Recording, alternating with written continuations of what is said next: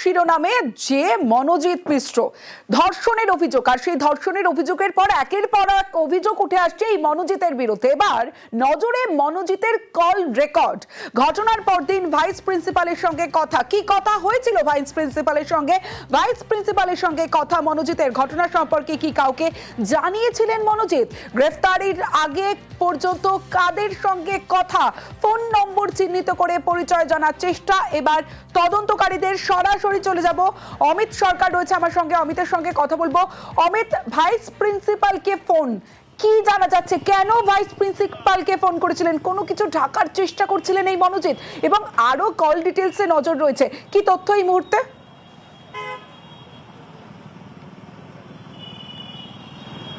দেখো, ঘটনা ঘটার পর থেকে গ্রেপ্তার হওয়ার আগে পর্যন্ত মনোজিৎ মিশ্রা এবং বাকি অন্য দুই অভিযুক্ত তাদের সিডিআর বা কল ডিটেলস রেকর্ডে নজর রয়েছে তদন্তকারী আধিকারিকদের।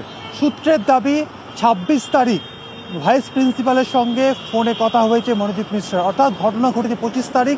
২৬ তারিখের যে সিডিআর পেয়েছে কলকাতা পুলিশ হাতে, তাতে দেখা যাচ্ছে যে মনোজিৎ মিশ্রার সঙ্গে এই কলেজের ভাইস প্রিন্সিপাল তার কনভারসেশন পাওয়া যাচ্ছে।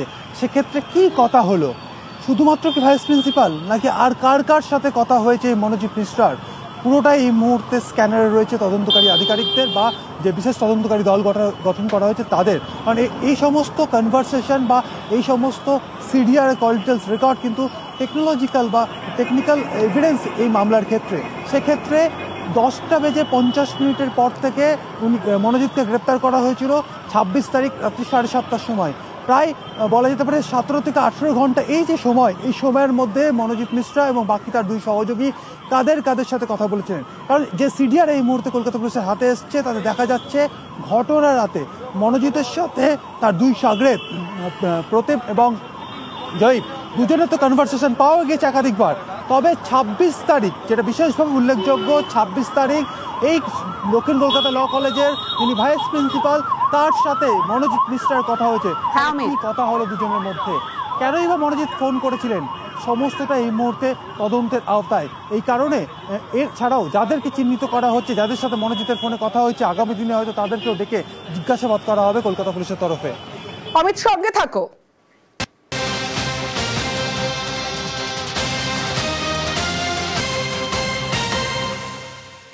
কসবা ল কলেজে ভাইস প্রিন্সিপাল, যাকে গতকাল বেশ কিছুক্ষণ জিজ্ঞাসাবাদ করা হয়, এই ভাইস প্রিন্সিপালকে, কসবা ল কলেজের ভাইস প্রিন্সিপালকে জিজ্ঞাসাবাদ, ভাইস প্রিন্সিপাল নয়না চট্টোপাধ্যায়কে জিজ্ঞাসাবাদ করা হয় গতকাল বেশ কয়েক ঘন্টা জিজ্ঞাসাবাদ পুলিশের। আর তার সঙ্গে ল কলেজের ঘটনায় নজরে 16 পড়ুয়া, সিসি ক্যামেরার ফুটেজ দেখে 16 জনকে ইতিমধ্যেই চিহ্নিত করেছে পুলিশ। আর গতকাল 6 পড়ুয়াকেও জিজ্ঞাসাবাদ করে পুলিশ। সরাসরি চলে যাবো, আমার সঙ্গে অমিত সরকার রয়েছে, প্রতিনিধি অমিতের সঙ্গে কথা বলবো। অমিত, একদিকে এই ভাইস প্রিন্সিপালকে ফোন করলো মনোজিৎ, ঘটনার পরদিন কি কারণে ফোন করেছিলেন এই বিষয়টা যেমন এখন সবথেকে গুরুত্বপূর্ণ বিষয়, এবং গতকাল এই ভাইস প্রিন্সিপালকে দীর্ঘক্ষণ জিজ্ঞাসাবাদ করা হয়, সেখানে কোন কোন তথ্য জানতে চেয়েছিল পুলিশ? দেখো, ইতিমধ্যেই ভাইস প্রিন্সিপালকে জিজ্ঞাসাবাদ করা হয়েছে কলকাতা পুলিশের তরফে। যে বিশেষ তদন্তকারী দল গঠন করা হয়েছে তাদেরই আধিকারিকরা ভাইস প্রিন্সিপালকে এক্সামিন করেছেন। সেক্ষেত্রে ঘটনার দিন কলেজের পরিস্থিতি কী ছিল, ঘটনা সম্পর্কে ভাইস প্রিন্সিপাল কখন অবগত হয়েছেন, নির্যাতিতা কি ঘটনার রাতেই ভাইস প্রিন্সিপালকে ফোন করেছিলেন, নাকি যিনি যে সিকিউরিটি গার্ড তিনি ভাইস প্রিন্সিপালকে বা কলেজ কর্তৃপক্ষ কিছু জানিয়েছিলেন কিনা। কারণ পরের দিন যে সিডিআর পাওয়া যাচ্ছে, পরের দিন দেখা যাচ্ছে যে ভাইস প্রিন্সিপালের সঙ্গে মনোজিতের ফোনে কনভারসেশন হয়েছে, তাহলে তাদের মধ্যে কি কথা হয়েছিল, সমস্ত বিষয় নিয়ে কিন্তু এক্সামিন করা হয়েছে ভাইস প্রিন্সিপালকে। অন্যদিকে 16 জন পড়ুয়া যারা ওই ঘটনার দিন তারা কলেজে এসেছিলেন, কলেজে ফর্ম ফিল আপ ছিল, ফর্ম ফিল আপের পর কলেজের একাংশ তারা ইউনিয়ন রুমে গিয়েছিলেন, তাদের মধ্যে 6 জনকে গতকাল এক্সামিন করা হয়েছে। কী কারণে তাদের এক্সামিন করা হলো, কি এক্সামিন করা হলো, যে অন্যান্য দিন তারা যখন কলেজে আসেন, তাদের কলেজে এলে কি তারা বিকেল 4:30-র মধ্যে কলেজ থেকে বেরিয়ে যান, নাকি তারা দীর্ঘ সময় অবধি কলেজ বন্ধের পর দীর্ঘ সময় পর্যন্ত কলেজে থাকেন, ওই দিন কি কেউ বা কারা তাদেরকে কলেজ থেকে বেরিয়ে যেতে নির্দেশ দিয়েছিল, এই সমস্ত বিষয় কিন্তু তদন্তকারী আধিকারিকদের ভাবাচ্ছে এবং এই বিষয়গুলো তারা এক্সামিন করতে চাইছেন। কারণ কোথাও গিয়ে তদন্তকারী আধিকারিকদের যে দুজন যে অভিযুক্ত রয়েছে প্রমিত এবং জয়ীব, তাদের যে তাদেরকে জিজ্ঞাসাবাদ করে যে সমস্ত তথ্য যে উঠে আসছে সেই জায়গা থেকে পরিকল্পনা করেই এই ধর্ষণের ঘটনা ঘটানো হয়েছে এমনটা প্রাথমিকভাবে মনে করা হচ্ছে। তাহলে যদি পরিকল্পনা করা হয়ে থাকে তাহলে পড়ুয়াদের ক্ষেত্রে তাদেরকে কি জোর করে বার করে দেওয়া হয়েছিল কলেজ থেকে, নাকি তারা নর্মাল যেমন অন্যান্য দিন বেরোয় সেরকমই তারা বেরিয়ে গেছিলেন? এই বিষয়গুলো কিন্তু এই মুহূর্তে তদন্তকারীদের নজরে রয়েছে। সেই কারণেই ইতিমধ্যে 6 জনকে এক্সামিন করা হয়েছে, বাকি যে 10 জন রয়েছে তাকে ধাপে ধাপে এক্সামিন করা হবে কলকাতা পুলিশের তরফে। বেশ,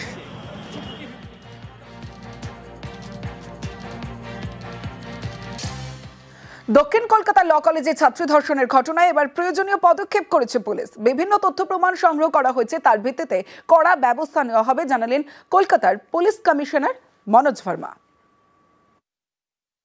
সাউথ ক্যালকাটা ল কলেজে যে কেস হয়েছে ওটা পুলিশ তদন্ত করছে।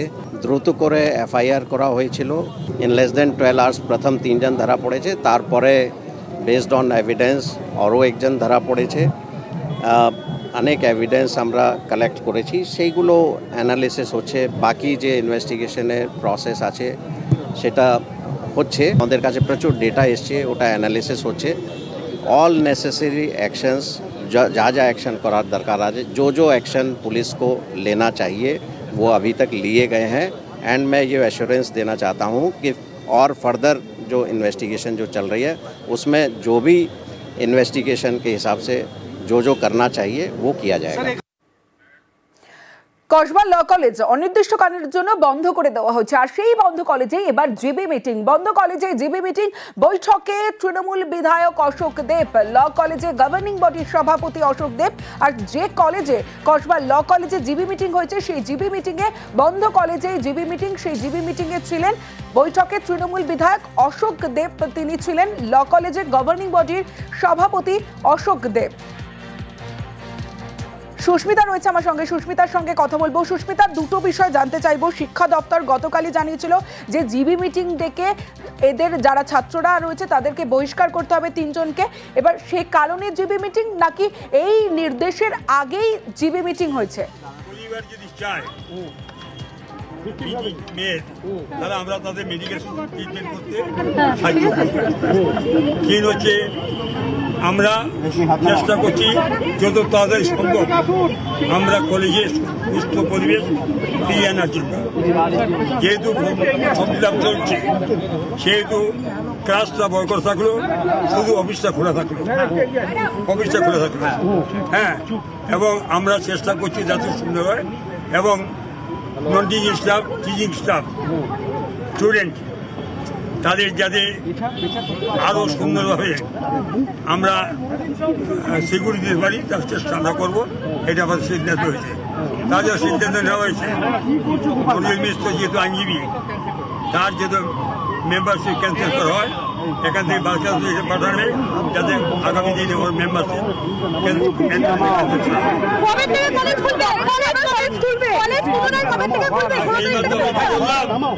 এই মাত্র কলেজ করবে কিন্তু আপনারা যত চিৎকার করবে দেরি করবে। আপনার শান্ত পরীক্ষা চলবে, পরীক্ষা হবে, পরীক্ষা আটকাবে না, কম লেভেল আটকাবে না, পার্থিক আটকাবে না।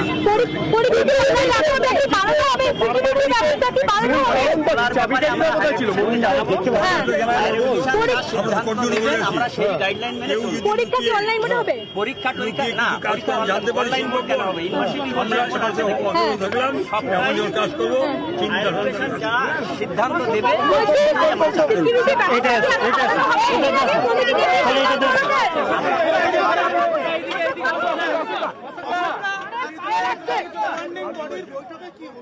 কসবা ল কলেজে জিবি মিটিং, বন্ধ কলেজে জিবি মিটিং হয়। বৈঠকে তৃণমূল বিধায়ক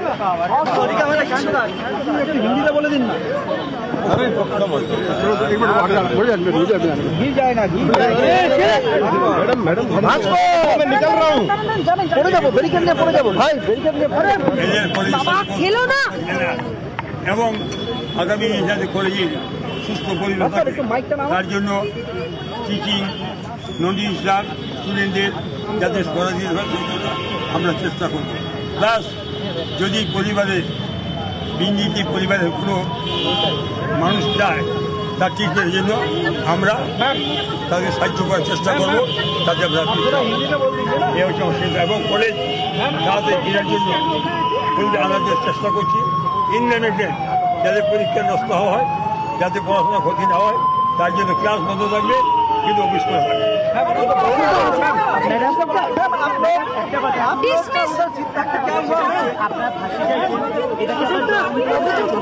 যথাযথ ব্যবস্থা নেওয়া হবে এবং যাতে পরীক্ষা কারণ নষ্ট না হয় সেদিকেও নজর রাখা হবে এবং আগামী দিনে কলেজে যাতে সুষ্ঠু পরিবেশ থাকে সেদিকেও নজর রাখা হবে, এমনটাই জানালেন অশোক দেব, ল কলেজের গভর্নিং বডির সভাপতি অশোক দেব। জিবি মিটিং সেরে বেরিয়ে তিনি জানালেন যে আগামী দিনে কলেজের যে সুস্থ পরিবেশ সেটা থাকে সেদিকে নজর রাখা হবে এবং পরীক্ষার কথা জিজ্ঞাসা করা হলে সেখানে জানানো হয় কোনো ছাত্রছাত্রীর যাতে কোনো রকম সমস্যা না হয় সেদিকে অবশ্যই মাথায় রাখা হবে এবং যথাযথ ব্যবস্থা নেওয়া হবে অভিযুক্তদের বিরুদ্ধে, এমনটাও জানিয়ে দিলেন। আজ জিবি মিটিং থেকে বেরিয়ে গণধর্ষণের অভিযোগের পর প্রথম জিবি মিটিং বৈঠকে ছিলেন বিধায়ক অশোক দেব, যিনি ল কলেজের গভর্নিং বডির সভাপতি।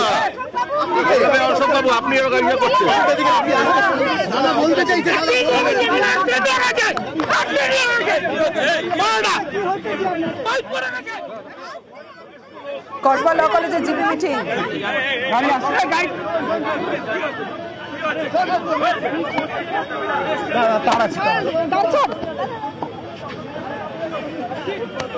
কসবা ল কলেজে জিবি মিটিং শেষ হয়েছে এবং জিবি মিটিং এ গণধর্ষণের অভিযোগের পর প্রথম জিবি মিটিং বন্ধ কলেজে। জিবি মিটিং অনির্দিষ্টকালের জন্য বন্ধ করে দেওয়া হয়েছে কলেজ এবং কলেজের যিনি গভর্নিং বডির সভাপতি অশোক দেব।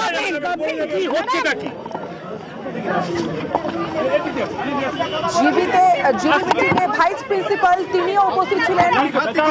আমরা দেখাচ্ছি আপনাদের একাধিক গভর্নিং বডির যারা রয়েছে তারাই জিবি মিটিং করলেন এবং জিবি মিটিং থেকে বেরিয়ে অশোক দেব তিনি জানিয়ে দিলেন যথাযথ ব্যবস্থা নেওয়া হবে এবং সুষ্ঠু পরিবেশ যাতে আগামী দিনে এই ল কলেজে অর্থাৎ কসবা ল কলেজে থাকে সেদিকে অবশ্যই তারা নজর রাখবেন এবং পরীক্ষার কথা জিজ্ঞাসা করা হলে তিনি জানালেন যে কোনো রকম কোনো ছাত্রছাত্রীর ক্ষতি যাতে না হয় সেদিকে অবশ্যই নজর রাখবেন তারা, এমনটাও জানিয়ে দিয়েছেন এবং অভিযুক্তদের বিরুদ্ধে কড়া ব্যবস্থা নেওয়া হবে। গতকালই আমরা জানি যে শিক্ষা দপ্তরের তরফে জানানো হয়েছে যে বরখাস্ত করা হবে ওই ছাত্রদের 3 জনকে বরখাস্তের নির্দেশ দেওয়া হয়েছে এবং জিবি মিটিং দেখে বরখাস্তের নির্দেশ দেওয়া হয়েছে শিক্ষা দপ্তরের তরফে। আর তারপরেই আজ সকালে যে ছবি আমরা দেখলাম কসবা ল কলেজে জিবি মিটিং হলো এবং গণধর্ষণের অভিযোগের পর প্রথম জিবি মিটিং বন্ধ কলেজ, অনির্দিষ্টকালের জন্য বন্ধ করে দেওয়া হয়েছে কসবা ল কলেজ। আর সেই বন্ধ কলেজেই আজ জিবি মিটিং হয়। বৈঠকে তৃণমূল বিধায়ক অশোক দেব ছিলেন এবং তিনি ছাড়াও ল কলেজের গভর্নিং বডির সভাপতি অশোক দেব তিনি ছিলেন এবং জিবি মিটিং ছেড়ে বেরিয়ে অশোক দেব গভর্নিং বডির সভাপতি তিনি জানিয়ে দিলেন আগামীতে